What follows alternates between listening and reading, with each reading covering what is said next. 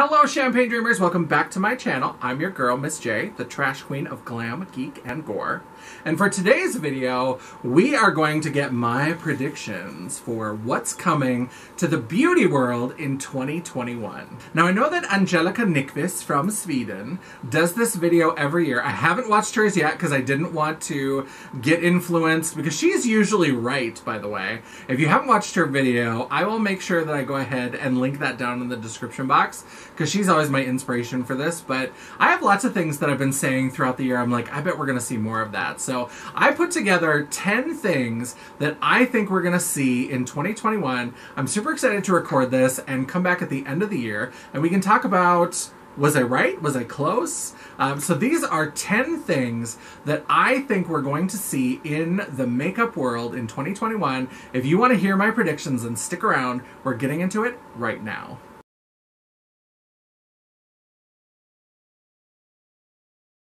Alright, the first thing that I think we're going to see more of in 2021 is bronzers. I think bronzers are really going to have a moment. And this is one of a couple things on my list that are really influenced by Mean Miss Rona.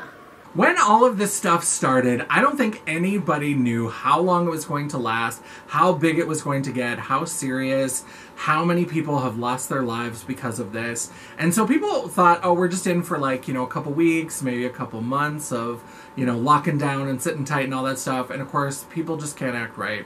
So it is still a problem. We are still facing it into 2021.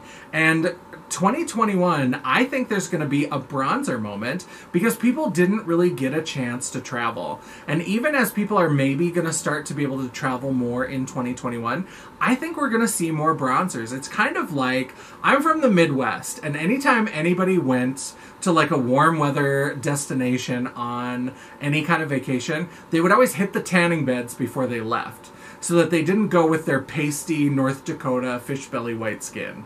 They would always tan a little bit and then go to their vacation, which seemed crazy. You're going to get a tan on vacation. Duh. But there was always that way of kind of faking it. So before you got there, you had a head start. I think bronzers are going to be the same thing. I think because we've been cooped up so long, we're going to see a lot more bronzers. We're going to see a lot more of those kind of bronzing, golden. I think we're going to see shimmery bronzers. I think we're going to have a real moment in 2021 with bronzers. So that's number one. Number one! So where's number two? Behind my titties. Number two is my sort of color of the year. I don't know if you could guess from this video. Blue! I think that blue is really going to have a moment in 2021.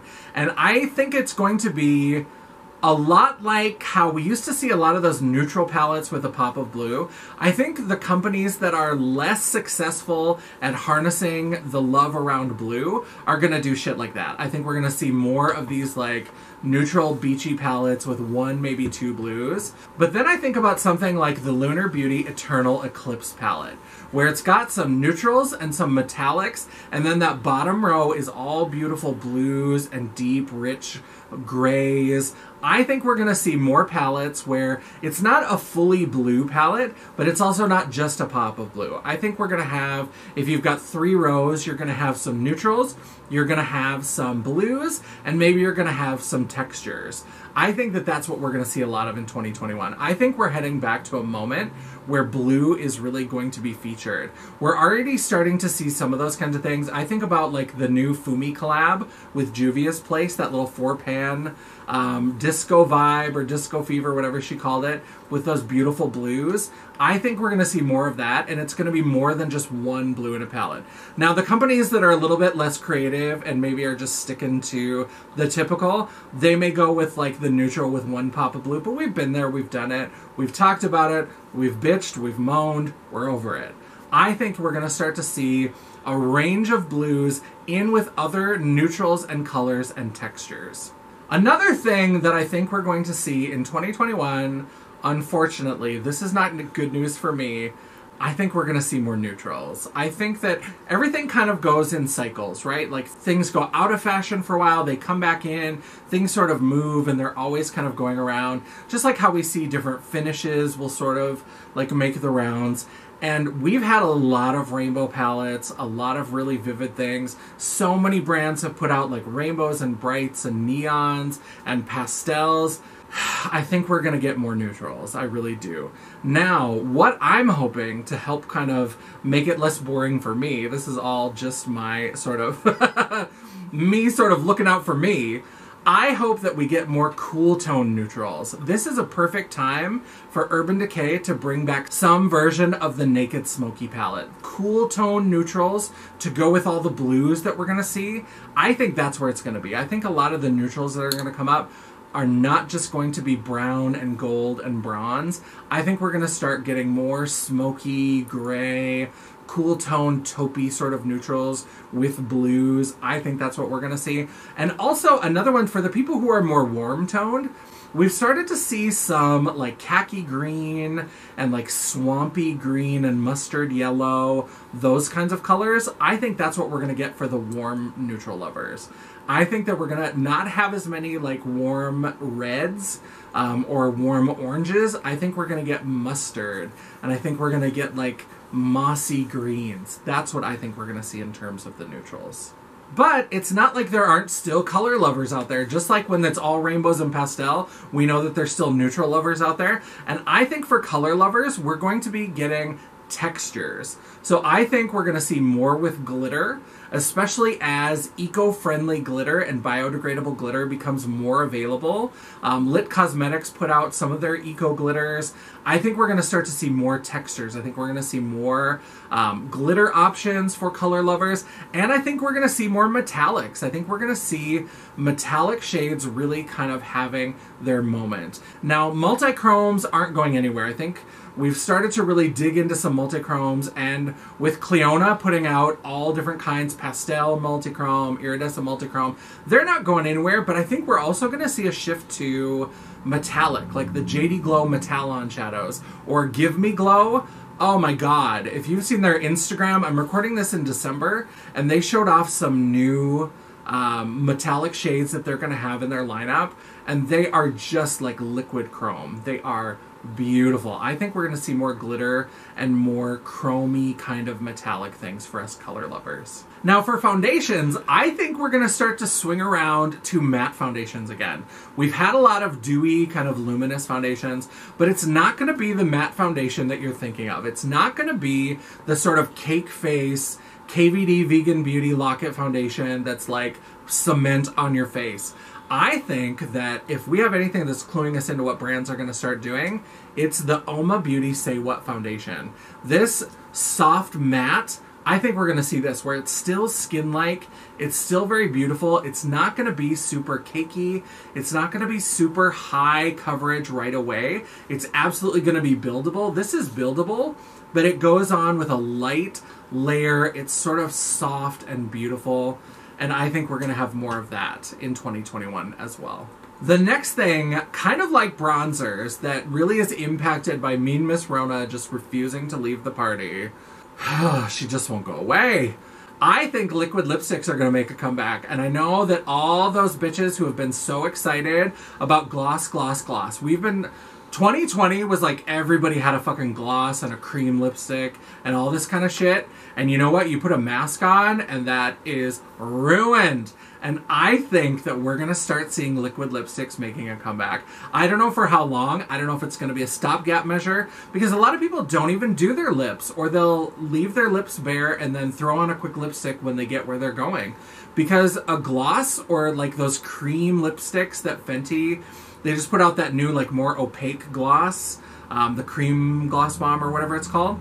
Those don't work with a mask. They just don't. And so you're just going to make a mess. And so I think liquid lipsticks are going to start to pop up again, because I think that as people realized, hey, this is something that's going to last longer than we thought, I think that people probably started putting some liquid lipsticks into production. And of course, it takes a while to produce stuff, so if people got on the trend early enough, even if things start to get better, and, you know, if Pfizer takes care of us the way that Daddy says he's going to take care of us, then maybe we'll start to see some liquid lipsticks. I think they're going to start popping up.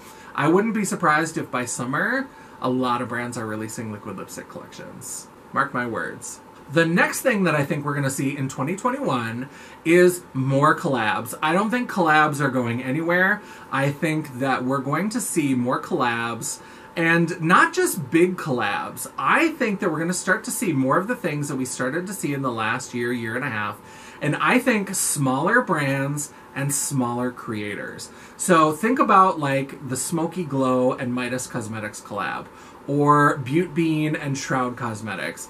Now, especially with Shroud, there was some rockiness with that launch, so I think they've got some strategizing to do, and I think they really need to be prepared. But I think that the people who watch micro-influencers are really loyal, they're really ready and here for a collab with their favorite creators. I think we're going to see more of these kind of boutique collabs where smaller indie brands are working with smaller micro creators. I think that It's Freaking Bats palette, I'm still waiting for it to arrive, but that color story is beautiful, it's interesting, and so you don't just get the same shit recycled like you do with some of the bigger collabs. You get interesting perspectives from interesting creators, so I think that's going to continue. I think we're going to see probably one of the biggest years yet of small creators, smaller creators, so anywhere in that, like, even people under 100,000. I wouldn't be surprised if Teresa is Dead has a collab with somebody before 2021 is over. I wouldn't be surprised by that at all. Annette's Makeup Corner, I think that she could maybe have a collab with like an indie brand. So there's lots of those people who are, you know, under 1 million subscribers, and some of them even maybe under 100,000. Teresa is at like, I think she might be close to 50,000 at this point. I think she could have a collab. She's the one that I'm betting on for sure.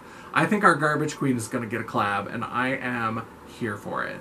Another thing that I think we're going to see in 2021 is more makeup themed around holidays. I think we're starting to see little dips into that, and lots of companies have done like one here and there, but it hasn't been on a very large scale, and it hasn't been all at the same time, and brands will try it one year and then not try it again. But I think Valentine's Day, I think Halloween, and I think Pride are going to be 3 sort of holiday or celebrations where we're going to start seeing more makeup.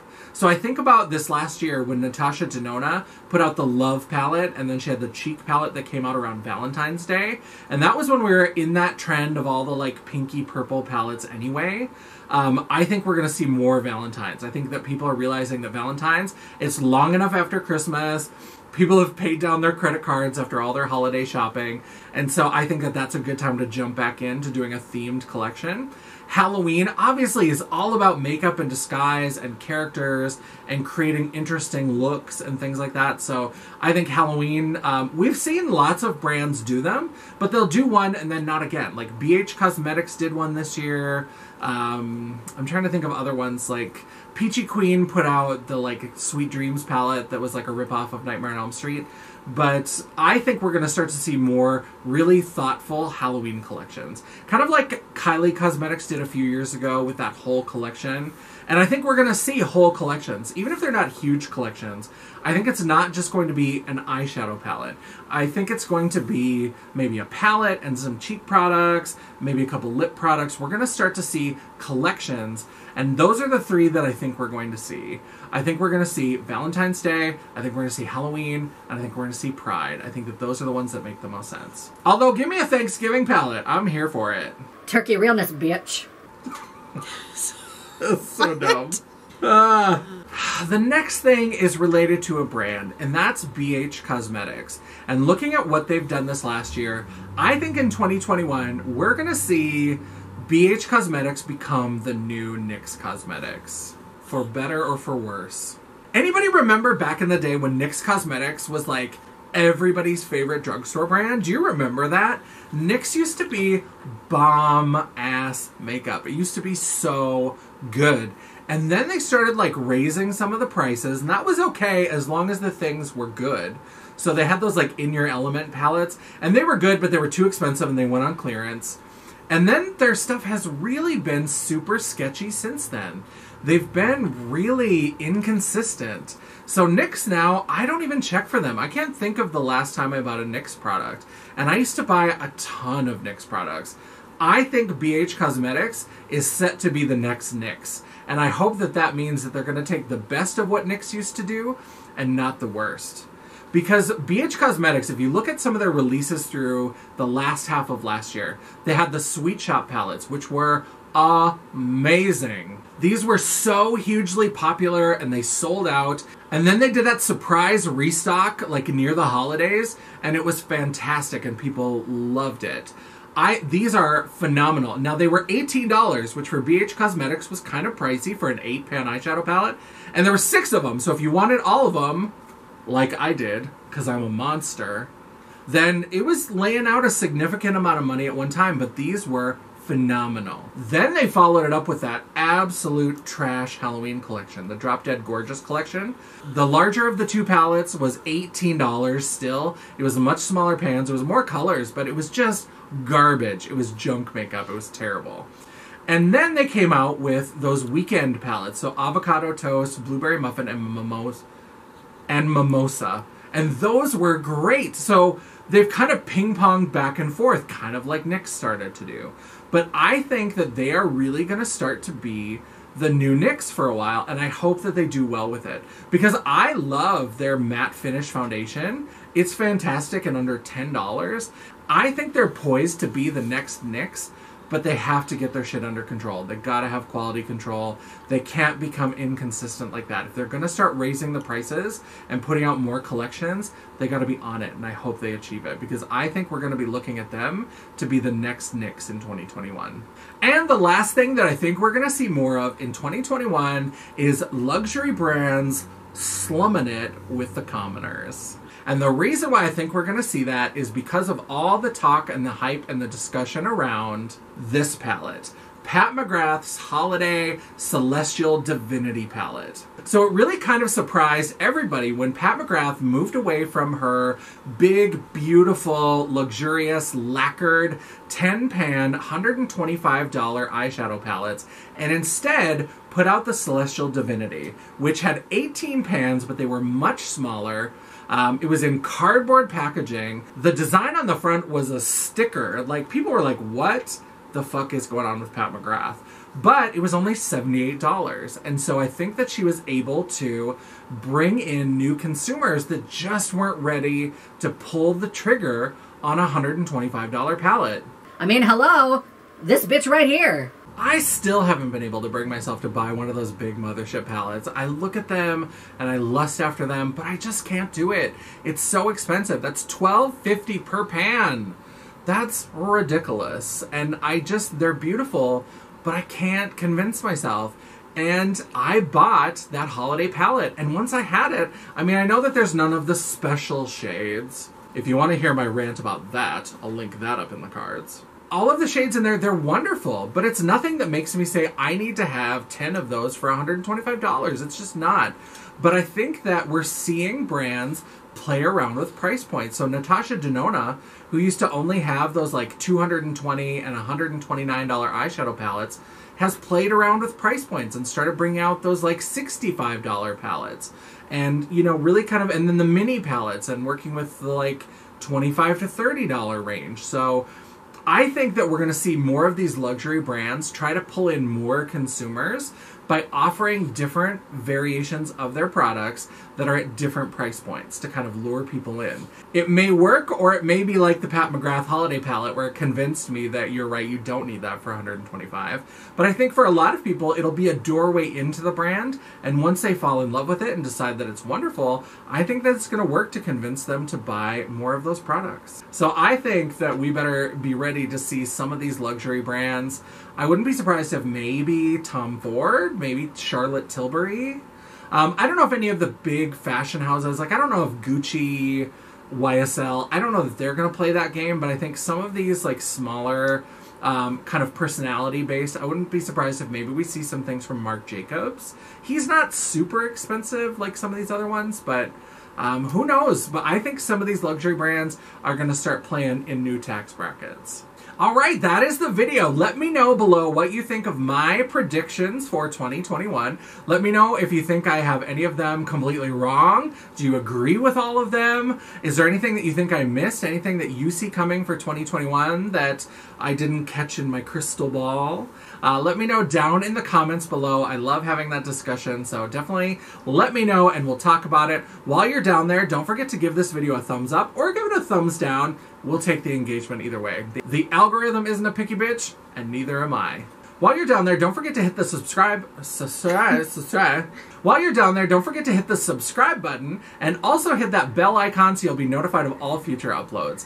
I usually upload one video a week, most of the time on Tuesdays, and sometimes I even have a bonus video for you. Ooh, spooky. If you'd like to chat, banter, or commiserate between uploads, all of my social media will be linked down in the description box, including a link to my website, theworldofchampagne@janessaj.com. Thank you so much for watching. I love and appreciate all of you. I can't wait to see you in the new year. And until I see you again, bye. How does it go down? If you pull the thing up and sit down on it, it should go down. No, it's... I have to give a little It bit is more fine. weight. Yeah, you have to put some weight on it. I said a little bit more weight. I Oh, was yeah. putting weight on it. I've used these type of chairs before. It wasn't going down. Clearly not successfully. Punch your face so hard!